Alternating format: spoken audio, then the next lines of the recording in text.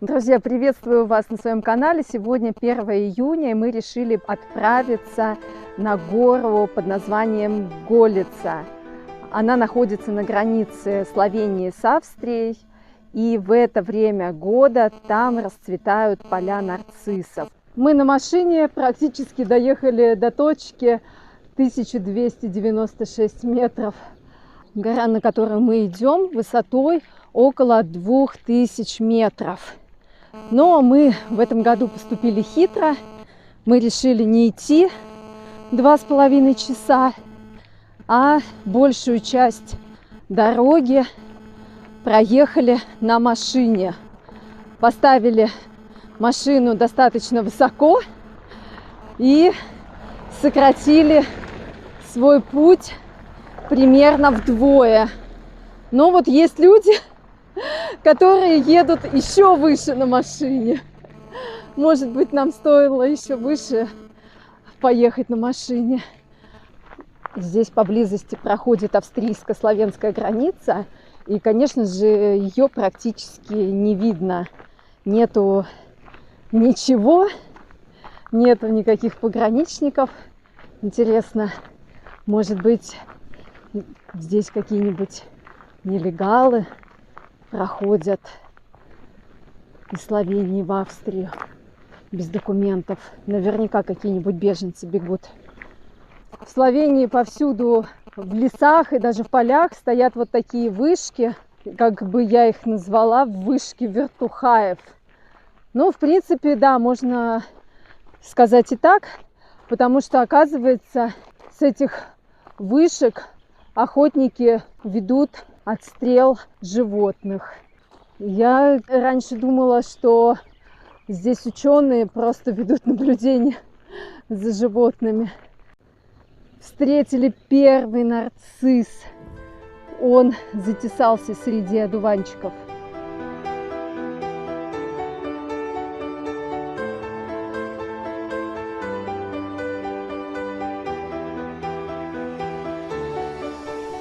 Будьте аккуратными. Здесь написано, что на лугу пасется бык. Интересно, ну хорошо, что даст нам это знание? Как мы убежим от быка? В прошлом году мы пробирались по лесу, вот там, по кустам, по корягам. А в этом году, видите, пошли ровной дорогой. Решили сэкономить свои силы и время. В этом году у нас нет столько времени. Решили по-быстрому съездить до стоянки, примерно 1,5 часа на автомобиле. И потом вверх. Вверх, я надеюсь, мы будем идти не более часа.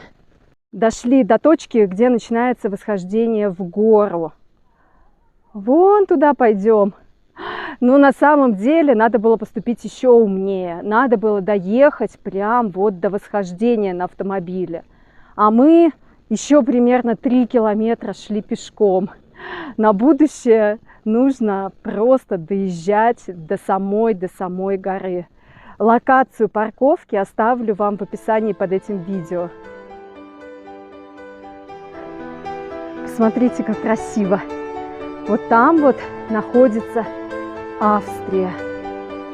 А с другой стороны, вот с этой, где такие густые леса, и вот та заснеженная гора, где та заснеженная гора, говорю уже с ударением по-словенски, там Словения. И посмотрите, как здесь красиво. Ну, по моим ощущениям, буквально 30 минут в гору, и вы будете на самой вершине любоваться нарциссами. Какие же мы молодцы, что в этом году мы решили доехать на машине. И мы хотя бы более-менее бодрыми идем. Слушайте, сколько здесь дронов! У каждого, наверное, не знаю, у каждого 10-го человека, наверное, дрон. У нас тоже есть дрон. Мы тоже вам покажем видео с дрона. Ой, ой, видите, как я карабкаюсь. Ну, на самом деле, этот путь считается достаточно легким. Я видела, люди здесь ходят с детьми, просто с грудничками, кладут их себе в рюкзак и с ними идут. И с маленькими детьми тоже ходят. Путь этот считается несложным. Дедушка, который вон там пошел вниз, подбодрил нас. Сказал: «Шемало, еще немножко, еще чуть-чуть, и вы дойдете до цели».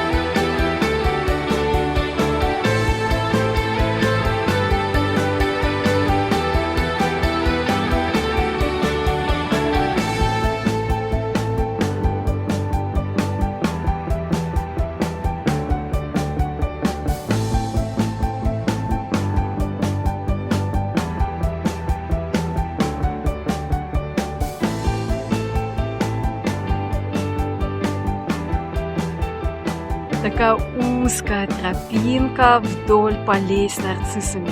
И посмотрите, как с этой стороны. Если вы собрались в Словению именно в это время, в конце мая, начало июня, то не пожалейте, выделите один день, чтобы съездить на планину под Голицу, на гору Голицу, погулять среди нарциссовых полей. Обратите внимание, что вот там вот на горе такая дымка, такой туман. Внизу на самом деле 25 градусов тепла, а здесь наверху уже плюс 16. Какая узенькая тропочка. И как мы сейчас будем расходиться по этой тропочке. Вот так вот. Ага. Вот так вот я залезаю. Да. Залезаю на траву, пропускаю людей и движемся дальше. Наш путь лежит к маленькой гостинице. По-словенски называется Коча. Там можно переночевать, если кто хочет идти дальше, возможно, куда-нибудь, не знаю, куда. Путешественников разных очень много. Или можно просто посидеть в кафе, что-нибудь перекусить, попить, сходить в туалет и потом идти обратно. Мои компаньоны, они такие достаточно трусливые. Они боятся взбираться, но еще больше они боятся спускаться. Но ничего, даже они быстренько взбрались. Мы сейчас с вами тоже поднимемся по этим камням. И вот так вот. Ничего сложного. У меня хорошая обувь. Я купила себе Соломон. кроссовки, чтобы ходить в гору.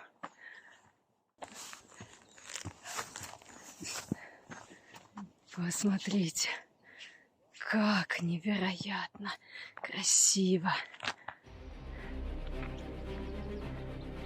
До ресторана нам осталось буквально 750 метров. Но когда ты идешь вот так вот вниз и вверх по узкой-узкой тропинке, то эти 700 метров тебе не кажутся такими уж маленькими. Но зато я уже представляю, с каким удовольствием я сейчас что-нибудь съем и что-нибудь выпью. Надеюсь, что там будут свободные столы.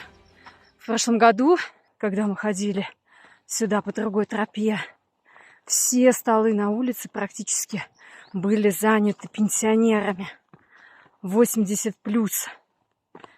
Ну, посмотрим, как в этом году будет.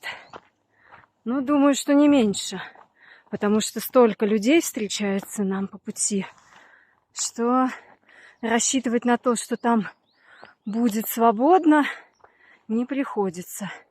Но ничего, кого-нибудь потесним. Вон металлическая крыша. Вот туда мы движемся. Вот в ту кочу. Там мы будем отдыхать. Обратите внимание, что очень многие путешественники ходят в горы с палками.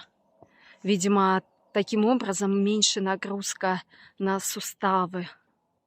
Я бы тоже с удовольствием пошла бы с палками, но мне тогда нечем будет снимать для вас видео. Все старички прошли, так что будем надеяться, что места есть в ресторане. Хотя я даже вот смотрю с этой точки и вижу, что там очень много людей. А вот мы и дошли до кочи. Смотрите, сегодня, в принципе, есть свободные места. Пойдемте посмотрим, что там можно заказать. Заказывать нужно внутри. Лена, ты потеряла рубашку. Классный кадр. Вот. Здесь у них и гостиница. В прошлом году, можете посмотреть видео, я показывала, как у них тут внутри все устроено. Вот. А здесь вот сам ресторан. Смотрите, все в таком славянском стиле. Славянско-австрийском, я бы сказала. Здорово было бы здесь переночевать. Посмотрите, что мы заказали. Ричет я заказала. Это такой микс. Перловка, фасоль, морковка. Еще заказали гуляш. Мясной гуляш. Чай. Безалкогольный Радлер. Моя подруга заказала штрудель и кофе. Давайте посмотрим, какие здесь цены. Чай 2 евро, ричет 8, гуляш 13, Радлер 4. Сколько штрудель стоил? Не помнишь? 6. 6 евро штрудель. Приятного нам аппетита.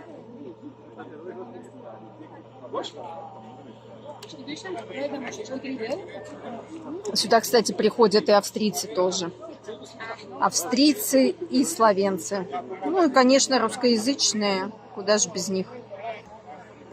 Вот за этой горой находится Австрия. Вы слышите гул мотора? Там уже приготовились. Вот по этому тросу будут доставлять продукты, чтобы на эту кочу доставить нам еду. И вот такое здесь тарахтение. Смотрите, как все продумано. Даже есть веревочка с прищепками, куда можно повесить влажную одежду, просушить на свежем воздухе. Интересно, что мой телефон прислал мне сообщение, поприветствовал меня в Австрии. Перекусили, отдохнули и движемся назад. Нужно поторапливаться, погода меняется, и по прогнозу передают, что скоро может начаться дождь и гроза. Нам нужно поторапливаться. Просто хочется как-то эту красоту в себя впитать. И сколько бы ты ни сфотографировал, сколько бы ты на видео не снял, все кажется мало. Надо еще больше цветов, больше красоты. Здесь в горах люди очень уважительно относятся друг к другу. Вот каждый идет, каждый поздоровается, каждый прям вот такой вежливый. Ну, вообще в Словении народ вежливый, но в горах как-то это по-особому ощущается. Каждый готов тебе уступить лучший ракурс, дорожку, чтобы ты прошел. Или ты делаешь то же самое. О, какая красота! Посмотрите, какова красота! Лепота-то какая! Мы нашли спиленные столбики. Видимо, когда-то здесь был забор, отделяющий Словению от Австрии. Смотрите, вот она граница. Это Австрия, а это Словения. Самый большой столб, отделяющий Словению от Австрии. Здесь написано Республика Словения, а с этой стороны Австрия. Посмотрите, по всей Словении встречаются памятники павшим партизанам, которые в годы Второй мировой войны боролись против фашизма. Вот здесь так и написано, что партизан Иван Чера, командир какой-то бригады, здесь пал смертью храбрых.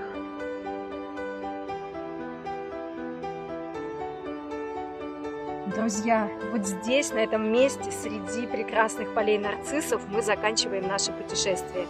Не забывайте, пожалуйста, делиться своим мнением в комментариях, ставить лайки и подписываться на канал. Пока-пока, до новых встреч!